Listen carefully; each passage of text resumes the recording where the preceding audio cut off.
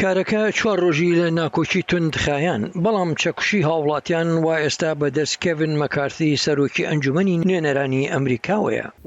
ئێمە لێپێچینەوە لەم بێسەرەوبەریە دەکەین، هەر لە مەسلەی کشانەوە لە ئەفغانستان هەتا دەگاتە سەرچاوەکانی کۆڤید و هەروەها مەسلەی پڕچەکردنی بیرۆی لێکۆڵینەوەی فێدراڵی. پۆستە نوێیەکەی مەکارتی لە دەسەڵاتدا لە دوای کۆمەڵێک سازشکردن هات بۆ ڕەخنەگرانی ئەوانەی ئێستا ڕابەرایەتیەکەی پێکدێنن. ئێمە وا دەگەڕێینەوە بۆ ڕێسای بەر لە پێلۆسی ئەوەی لە ساڵی 1910 زاینیەوە کاری پێکراوە. من پێم وانەیە کە بە هیچ جۆرێک ئەوە مەسلەیەک بێت لەبارەی خوڵقاندنی پەشێوی ئەوە.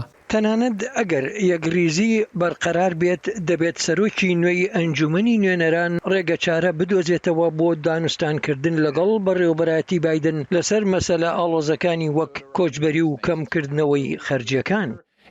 مەسەلەکە سەبارەتە بە دڵنیابوون لەوەی کە ئێمە بودجەیەکمان هەبێت و لەسەری ڕێک بکەوین و بەردەوام خەرجیەکانیان زیاد نەکەین، بەڵام دواتر خۆمان لەگەڵ ئەو بودجەیە بگونجێنین.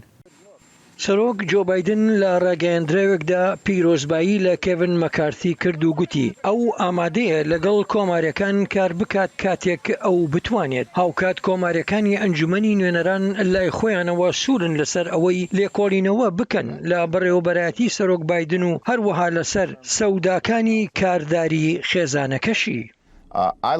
من دەڕوانمە ئایندا بۆ سەرڕێژکردنی کارنامەی دەستکەوتە گەورەکانی بایدن. جاگەر کێڤن مەکارتی دەخوازێت زمینەیەکی هاوبەش لەو بارەیەوە بدوزێتەوە، ئەوە کۆماریەکان هاوبەشانیان لە نێو دیموکراتەکانی ئەنجومەنی نوێنەراندا دەبێت. لەسەر شەقامەکانی واشنگتن ئەمریکایەکان ڕای خۆیان بۆ دەنگی ئەمریکا لەسەر پێکهاتەی نوێی کۆنگرس دەربڕی.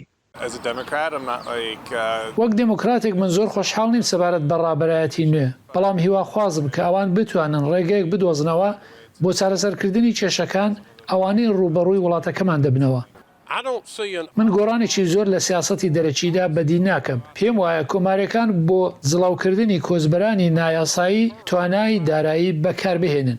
ئەمانە بابەتی هەستیارن و دەتوانرێت بکرێنە دانوستانی سەخت لەبەرەوەی کۆماریەکان لە ئێستادا ژمارەیان کەمێک لە دیموکراتەکان زیاترە کە 222 بەرامبەر 212 ئەندامە لە 118هەمین دانیشتنی نوێی کۆنگرس. بۆ ڤێرۆنیکا بالدێراس ئێگلیسیاس سمکۆ عەزیز، دەنگی ئەمریکا.